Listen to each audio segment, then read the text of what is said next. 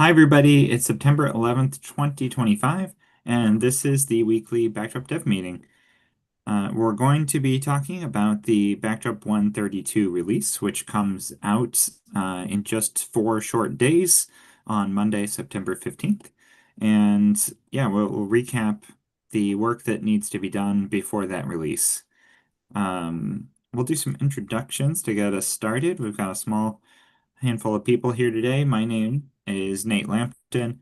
I'm Quick Sketch on GitHub and the internet, and I'm the core committer and the technical lead for the Backdrop project. I'm calling in from Lansing, Michigan today. I'm at a friend's house, but normally calling in from Oakland, California.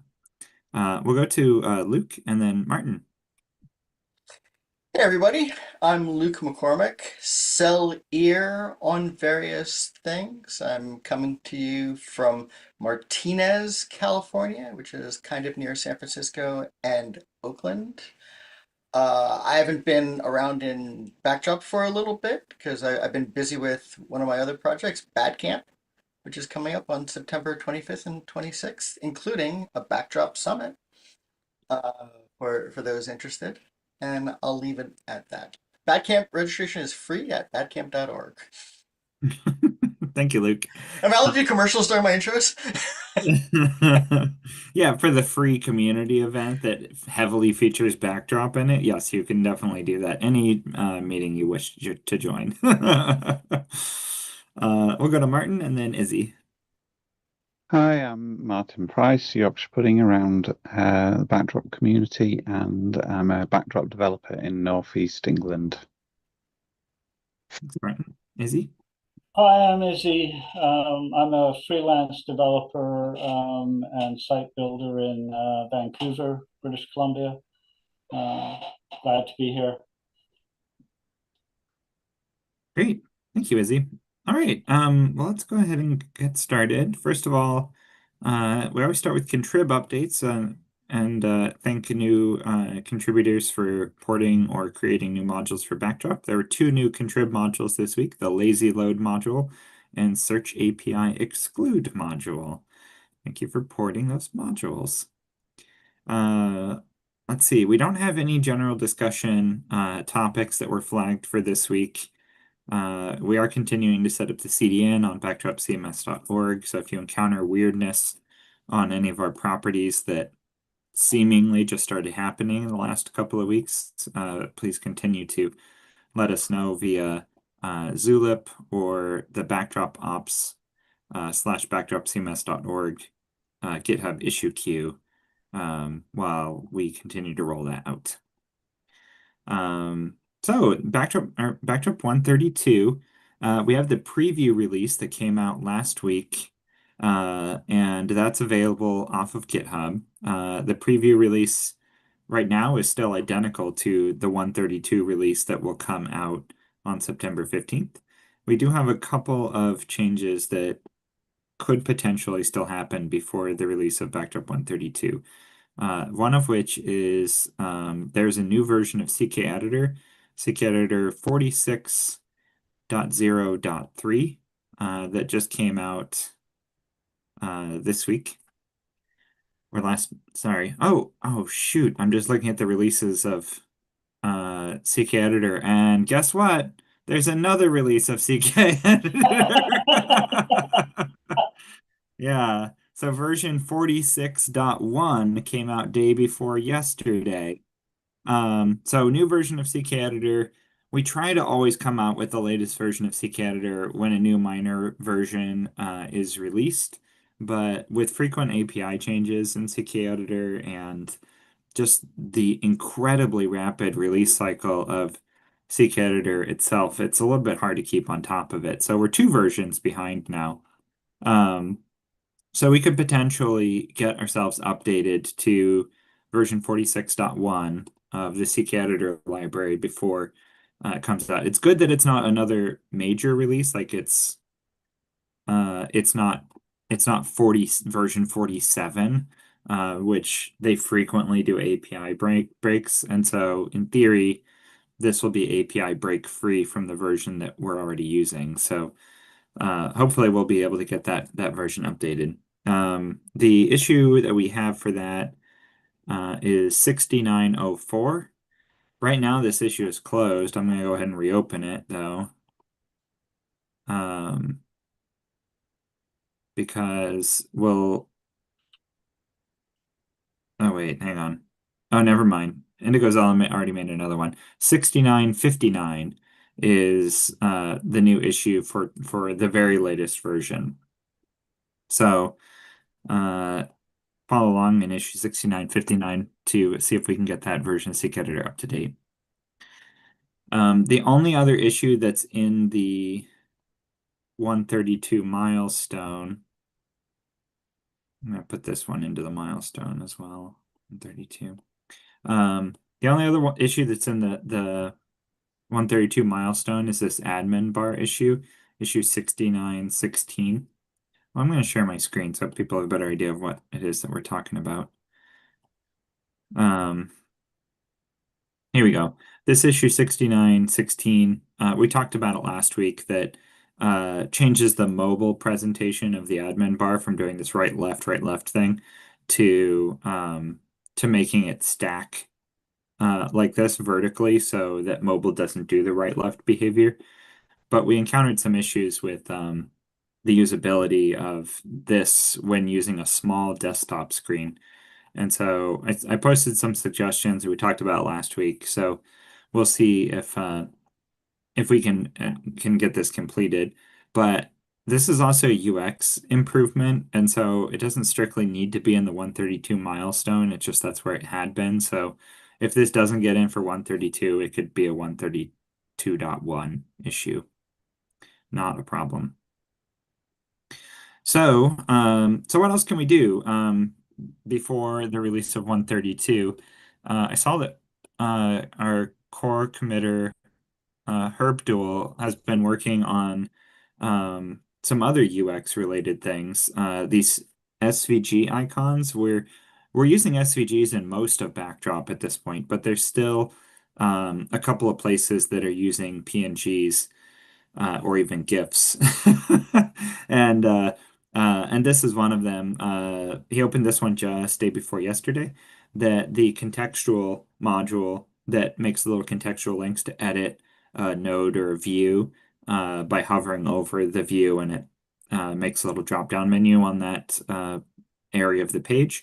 That we're currently using a PNG for that. And so he filed this issue. I'm guessing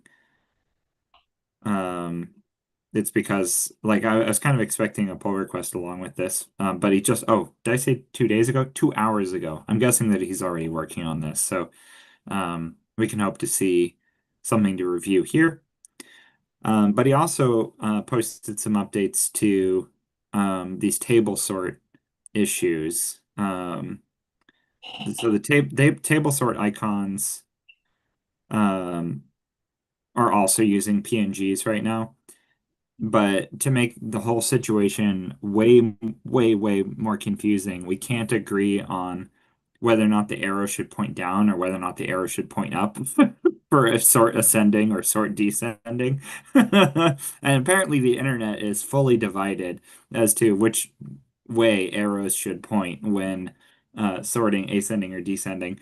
And to really complicate things, the system styling for ascending and descending is one way, but then the 7 theme overrides it and flips the arrow around and points it the other way. So even Backdrop Core itself is not consistent in whether or not the arrow points up or the arrow points down. So anyway, Herbdo came in and said, hey, let's just swap the icon. There's also the wording, which is also confusing. But somewhere in here, there's not just this issue. This one is just talking about the problem of like which way should the arrows go and which way should the text go. But there's another one that is just here we go. This one doesn't make any changes to the way that the arrows go. It just purely replaces the PNG with an SVG. And so this one, he is also marked RTBC, just swapping out this theme image to use the new icon function and use use the corresponding SVG that we already have. So yeah, this issue and the other one both could use some feedback. And as these other SVG issues come in, which is a great candidate for something that can be done kind of at any time. Yeah, if people want to keep an eye on these SVG related issues, please do. Yeah, any commentary on those issues before I keep moving along? What was that last one? What was the number of it? Oh yeah. So issue 6779. 6779. Okay.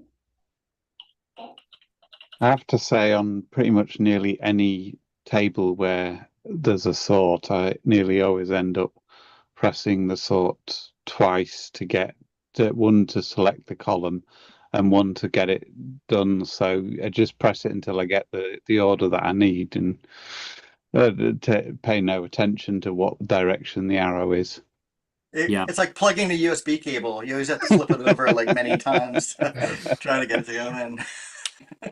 Yeah, Exactly. it really is. I'm fascinated by this, where I mean, you diligently looked for sort of the accepted, informed answer, and came up with nobody knows. It's one of those sort of things. I'll Yeah. throw in another ad for Bad Camp. Actually, I'll pre-release information. I'll let you know who our keynote speaker is. That it's not public yet, so this is don't tell anybody. But it's Emma Harrell, who's the user interface lead for the Drupal project. Yeah, so I'll ask her this just because I think this is kind of a fascinating question of like something that seems like it should have an obvious answer, but I mean, doesn't, right? Yeah. What was it? So we're using the phosphor icons. Let's see if I can. I wish GitHub wouldn't collapse the comments. I understand why they do. But this is really funny that we're using the phosphor icons for our SVGs. And you can see here that sort ascending in phosphor is a down arrow and sort descending is an up arrow. And a lot of people think descending should be down quite reasonably and ascending should be up, right? And so over in phosphor itself, the library that we're using, there's an issue that's like, hey, this is this is confusing.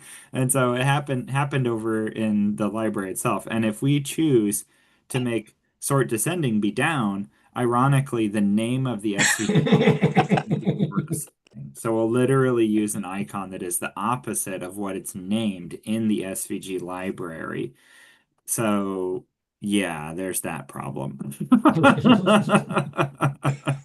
Or if we decide like, hey, we're going to make an exception for this, we could literally just change the name of these two icons to match what we think they should actually be. And maybe that would be acceptable too, but that's going to cause a different kind of confusion. Yeah, there's no response that's not some sort of crime. There's no innocent option. Yeah. What is the name of the icon that is just a small down arrow and an up arrow? Yeah, so I think that that's actually what this pull request does, is it doesn't actually use the sort ascending, descending icons. It uses the like caret down fill. So Okay. yeah, but this does do the same way that it is right now, where it's like ascending is pointing down, Right. and descending is pointing up, which is Right. the current way that we have it in the table sort indicator provided by core. Right, so they're pointing in the same direction. The only difference is that it's using the SVG caret up or caret down instead of the PNG. Yes. Yeah, exactly. It does get a little bigger, it looks like. It used to be Yeah, 13 pixels and now it's 15, but yeah. well, that might be why it looks better too. It seems to be a bit darker too. It's got more contrast to it. Yeah. So this icon is quite, or this issue is very reasonable of like, hey, let's just do this. Yeah, But I think also because like I said, 7 also overrides it. This actually only updates the table sort icon used by front end themes, which means it does have a slight possible effect on front end themes that are using um, the core styling. yeah, but I don't think I like the big extra icon myself. I prefer a simple one that's for views tables and things. So I would definitely prefer to just stay simple. Yeah. Okay. Well, let's move on from that issue. They are very yeah, it's very thought-provoking that sort issue. But yeah, just generally replacing PNGs with SVGs is an excellent and worthy objective for us. We don't actually even remove the PNGs yet, like per our backwards compatibility policy of themes, especially contrib like admin themes like Gen. And Gen's not one that would actually use PNGs because it's more modern, but if themes are using the core icons, they'll remain in there until version 2, where we remove all of the old PNGs out of the MISC directory. So it's really just updating the markup and that's all there is to those issues. Nate, if the block is so, is it fair to say that the blocker is making a decision on which way to point the arrow? No. No? Okay. Well, no and yes. For this issue, HerbDuel is not this one. For oh shoot, use SVGs for tables for header sort icons. 6779. HerbDuel a couple hours ago Mhm. said,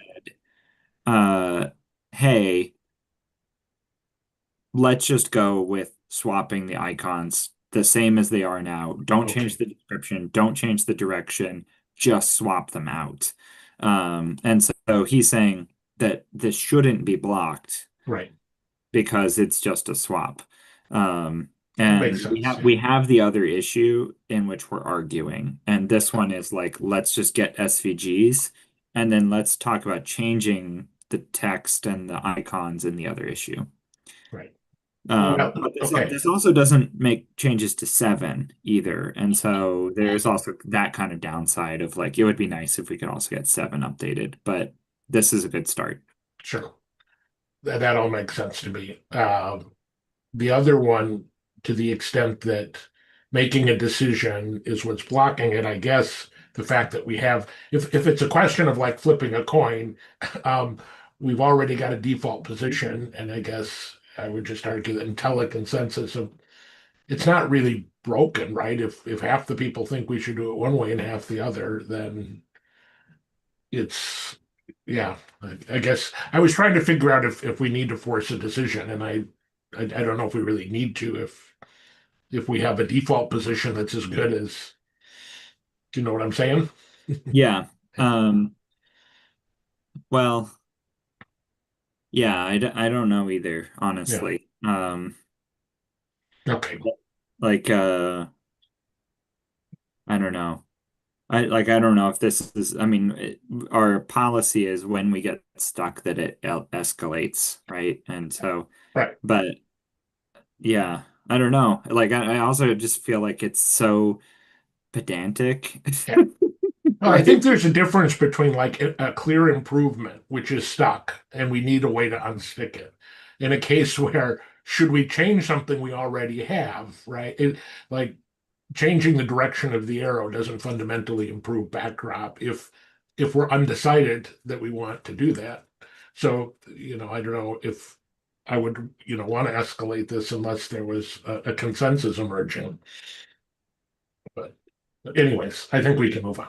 Well, if you think about time, and you've got a tape recorder, and you want to go back in time, you have an arrow pointing going down, going back. So the same as ascending, or descending, like if you're using date and you're descending, the newest is at the top. Somehow the way the carrots are pointing seems quite intuitive to me. Yep. Yeah, I don't, Izzy, I totally get what you're saying there, and that's the way I think too.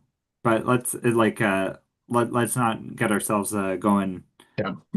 about the details Yeah. right now. Well, no, I don't know. Did you wrap up on 6961? Because that one looked to me like, if Larn is correct, then this should make a huge improvement in solving the optimization of config storage and files. Yeah, so yeah, okay, we're putting aside the Yeah. SVGs and moving on to other topics. So yeah, I want to talk about two other issues that have been receiving a lot of activity this week, and they're not strictly 132 related. Uh, but actually I guess this one was just earlier today. But yeah, this issue that Richard Lampett opened about his site is constantly getting fatal errors when his site is under load reading config. And um, yeah, great report, great summary. Um, and Laren, Laren and Justin have both hopped in here and said that they've solved this problem by switching to database config storage. And this is one of the reasons why we added database config storage, is that the file system is not consistently fast and accessible on different hosting providers. It's super common now that the file system is distributed and network based and not a local file system. And sometimes, like using something like S3, that can be very slow. And sometimes there's even rate limiting, like on how many files can be accessed at a time by a single node. And so, by a single web server, I mean. And so if that's the situation, like if you find yourself facing this, like Richard is here, switching to database config is almost certainly going to be the available solution. But what Laren is investigating here is like, can we also make it so that the file base config is more robust? And so we found this pull request, and I haven't had a chance to look it over fully yet. I know that it adds a static variable, so it adds this static variable, but I do believe that there's already static caching in the config. It might not be in that function, but that's why I'm kind of like I'm not sure if this is going to make a difference because I'm pretty sure that we've already got static caching in there. Adding some kind of cache into config, the file-based config, may have a benefit, but it's probably going to be dependent on what your caching system is, what your file system is, whether or not it would be beneficial or not. Yeah, here it is. See, it's right at the very top of the file. So here it is. We've got it in the config function itself is where all of the config files are cached. And so when you call config get, it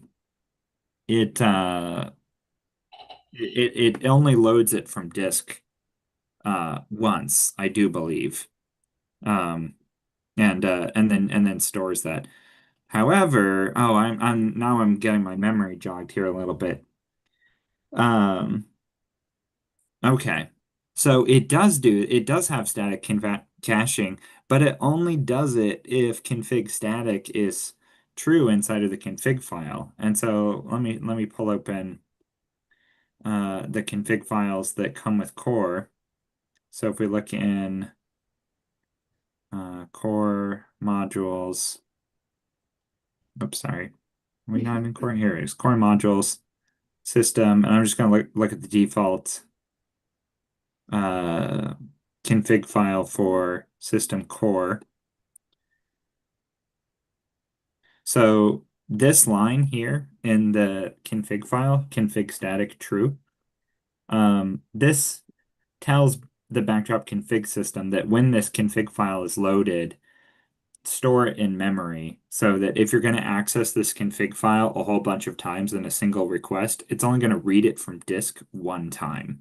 And then after that, it will read it from memory. And possibly, what Laren is suggesting here, it would basically make it so that all config files would always do this all the time. And I think that I have some concern about doing that because there's a lot of config files, and a lot of config files, like fields and views, have their own caching systems that are already storing that stuff in memory. And so caching it at the config layer is adding a second cache on top of a cache that already exists at the field layer or the content type layer or the views layer. And so there's already other caches, both static and database driven, that are caching those things. And so blanket caching everything might be a bit too aggressive at the config layer. But also this approach of like config static equals true, you have to opt into. And so a lot of modules and a lot of config files, even in core, might not be leveraging static caching as well as they should be.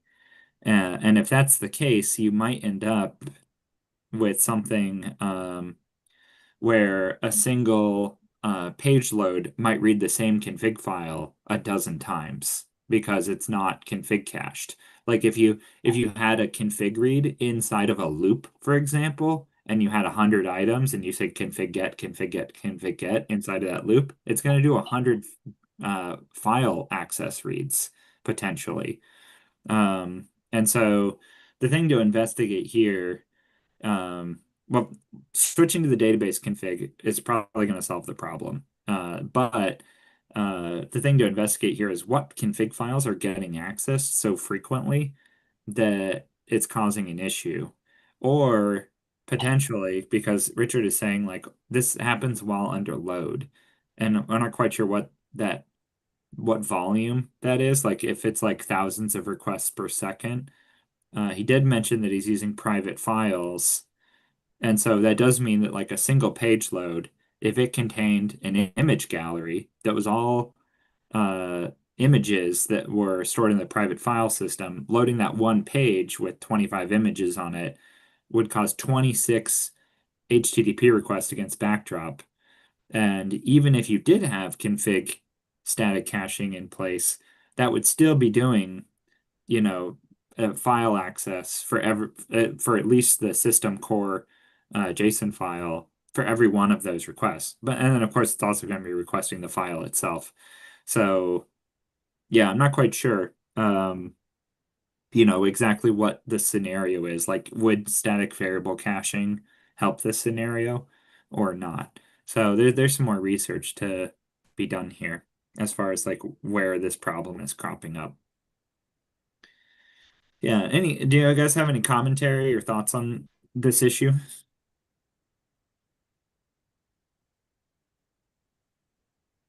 Okay, well, maybe I'll just move on. I thought this is an interesting issue to come up, and I posted a comment here, and this is just happening today, so we'll see how this develops. I'll throw out there something that I would like to see just offhandedly.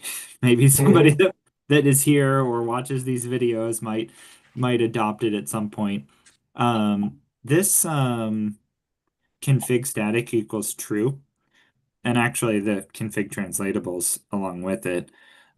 These internal config properties are not very well exposed Like they're almost like secret features that having config static in your config file. I'm sure it's documented in our config system somewhere, but there's no API, there's no methods on our config object to like turn on and off static caching. And so if you want to turn on um, can like this option config static, well, you put it in your default config file, but that won't actually help sites that have already installed your module. A module needs to provide an update hook that just says config set config static equals true. And so you just have to set this internal property with our normal config set function or method. And I really think that there should be like uh, config enable static as a method and config disable static as a method or something of that name. Config set static, config set static would make sense with like true or false. To make it so that you could set this property in a way that was like officially supported and documented in our classes and in our methods rather than just knowing that there's this magic config thing in this file that turns on a certain behavior in the way that config works. Right, and it is already there in default backdrop, but it's not being utilized. Well, it is, well, oh yeah, it's not utilized everywhere. So it is here in the system core.json, and I think it's in other ones like it's config or system date. Here's one. So there's no config static here in system mail.json. And should there be? It's pretty harmless to cache, 81 bytes of data, in a static variable cache.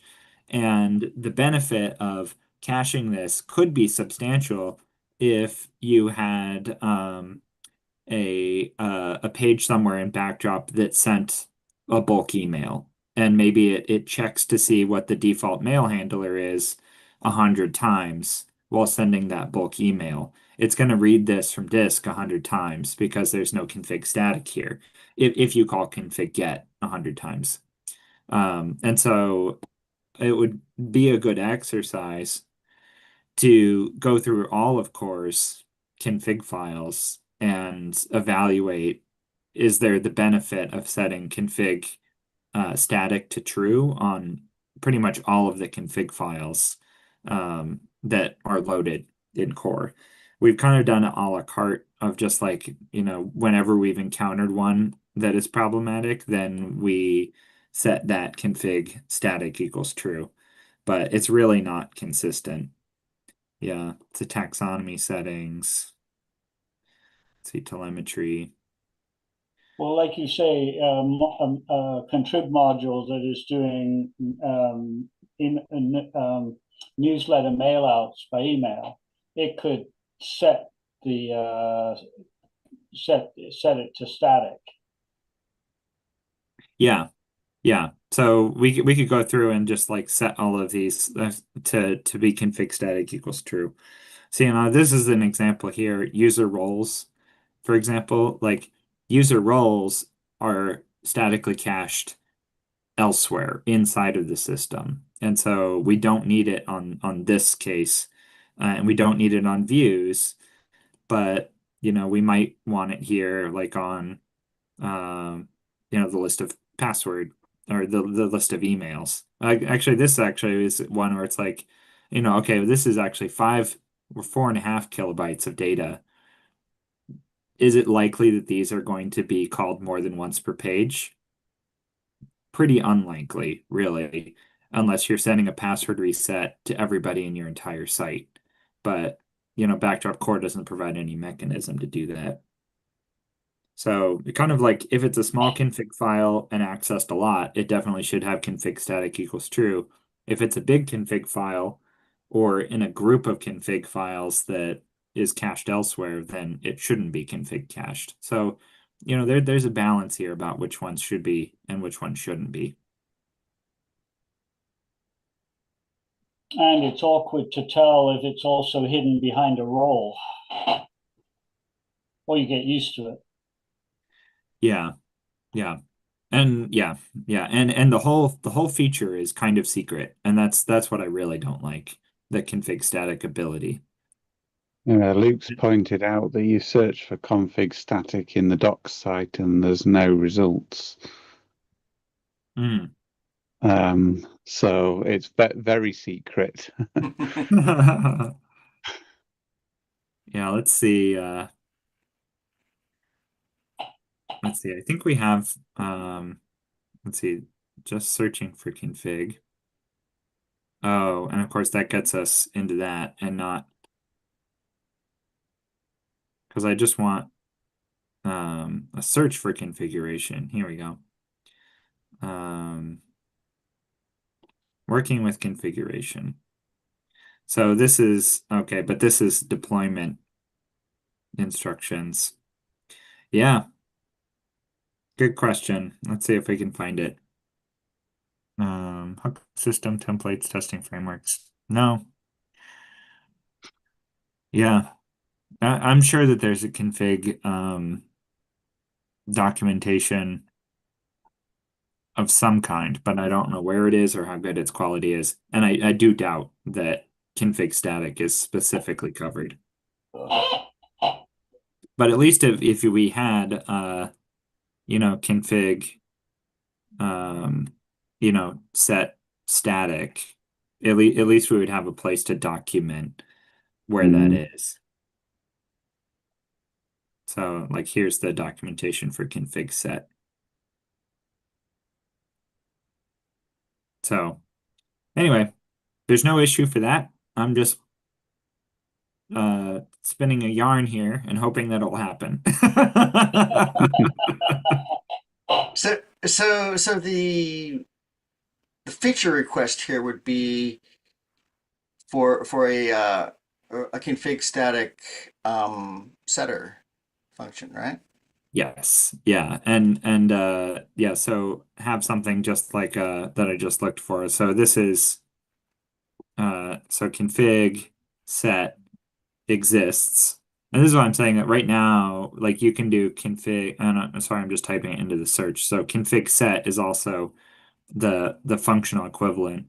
So right now you do this config set config static true. I mean, yeah, sorry, you need to actually specify the config file. My module. I don't know why I'm doing this in the search file. But anyway, it's something like this. You say config set to your config file name, and then you say config static equals true. And what I'm saying we should have is config set. I mean, I'm not sure if we need both the functional version and the method version. That's been what we've been doing. Where you can say config set static and have true equals true or false. Mm. And the method. I imagine most of the time the methods would be enough, because if you care enough about your config to be doing that, then you're going to be loading the config object rather than just always using config set or config get. Yep, I agree with you. Like this would be sufficient. Yeah. To have. So in terms of descending levels of obscurity, like the most obvious thing is an actual user interface control to do something, and then you have a method to do something, and then finally at the most obscure, you just set a variable that if you choose to like manually set it, it has an effect. Yeah, this is like even more hidden than like something in settings.php. Because at least the stuff in settings, I mean, there are some invisible things in settings.php too, but yeah. Well, we're at the top of the hour, so we're gonna have to wrap up. I did want to talk about this issue that has been receiving a bunch of activity and this over the last week, and that's what happens with Backdrop when you're using a proxy server or a CDN. And there's a lot of conversation happening here, but we're just gonna have to come back to that next week and talk to it again. But next week will also be exciting because that'll be September 18th, so that'll be after the Backdrop 132 release. So we'll also be celebrating that release and doing an update on our progress. All right, so we're gonna come back to that. But yeah, that's it for today. Does anybody have any closing thoughts before we close? I wanted to find out if anybody's going to come to the Backdrop Summit at Bat Camp in 2 weeks. So I can find that. I'll come back next week too. Yeah, please do if you're interested in making a visit out to Oakland, California, to what is the unofficial Backdrop headquarters. We'd love to see you. So Jen and I will be there, and yeah, and Luke, of course, and yeah, we'll be there for the Backdrop Summit day. So all right, Cool. let's close for today. I'm gonna go ahead and turn off the recording. Thank you all very much. We'll see everybody online and on the other side of the 132 release.